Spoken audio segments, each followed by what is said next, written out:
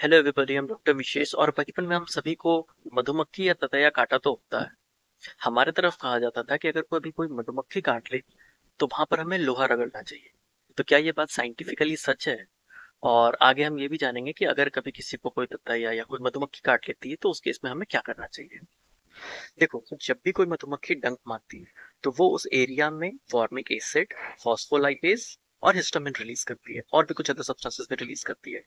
अब ये जो फॉर्मिक एसिड और फॉस्फोलाइपेज होता है, ये तो डंक मारे हुए जगह के अराउंड में इन्फ्लेमेशन कॉज करता है, वहां पे टिश्यू डैमेज वगैरह करता है अराउंड।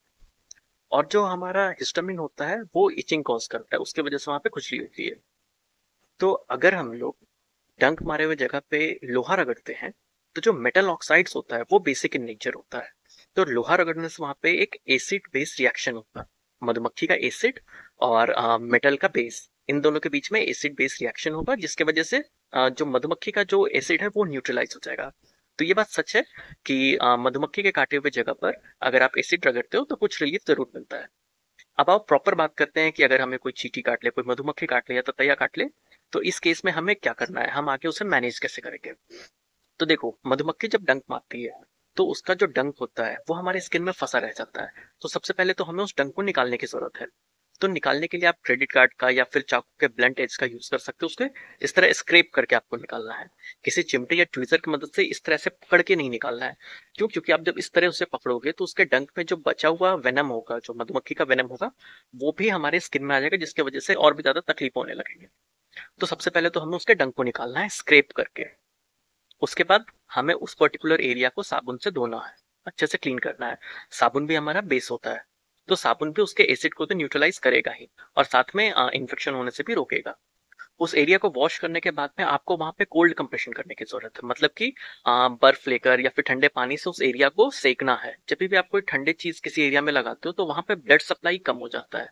जब ब्लड सप्लाई कम हो जाता है तो वहां पे इन्फ्लेमेशन होने के जो स्वेलिंग होता है वो कम हो जाता है।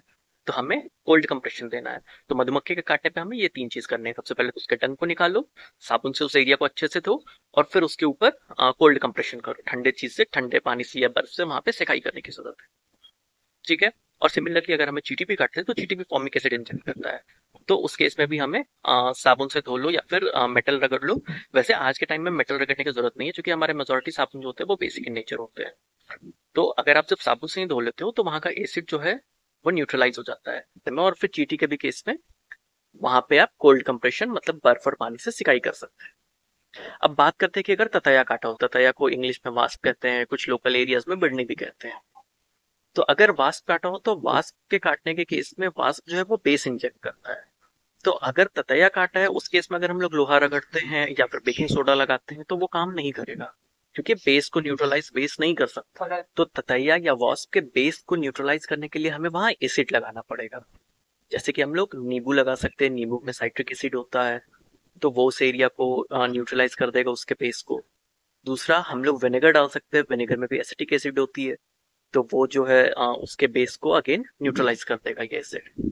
तो जब ततैया काटे तो सबसे पहले हमें उस एरिया को वाटर, सोप एंड वाटर से, साबुन और पानी से साफ करना है। दूसरा, हमें वहां कोई एसिड लगाना है, जैसे कि आप नींबू लगा सकते हो, विनेगर लगा सकते हो। अब जो तीसरा काम अगेन करना है कि वहां पे कोल्ड कंप्रेशन करना है, मतलब बर्फ या ठंडे पानी से सिकाई करनी है। अगर आपको बहुत ज्यादा इचिंग हो रहा है, बहुत ज्यादा खुजली हो रही है वहां पे, तो आप, खुजली होती है हिस्टामिन की वजह से, तो आप एंटी हिस्टामिन ले सकते हो, जैसे कि सेट्रोजिन ले सकते हो, लिवोसेट्रोजिन ले सकते हो। वो एक टैबलेट खा लो, आपको रिलीफ मिल जाएगा। देखो, नॉर्मल तो अगर एक दो डंक लगता है किसी का भी तो हमें कोई इफेक्ट नहीं होता है, वो हमारा शरीर संभाल लेता है। But in case of multiple stung, अगर बहुत सारी मधुमक्खियों ने अगर आपको काट लिया है या फिर अगर आपके गले पे काट लिया है, मुंह के अंदर काट लिया है, तो उस केस में एलर्जिक रिएक्शन हो सकती है। तो अब ये एलर्जिक रिएक्शन के साइन एंड सिंबल्स क्या होंगे? सबसे पहले तो आपको सांस लेने में दिक्कत होने लगेगा, आपकी धड़कन बहुत तेज हो जाएगी, आपका गला सूखने लगेगा।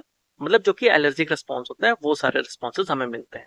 तो अगर आपको मधुमक्खी, बहुत सारी मधुमक्खियों ने काट लिया है या बहुत सारे ततैयों ने काट लिया है और आपको सांस लेने में दिक्कत हो, तो ये एलर्जिक रिएक्शन हो सकता है, आपको हॉस्पिटल जाने की जरूरत है।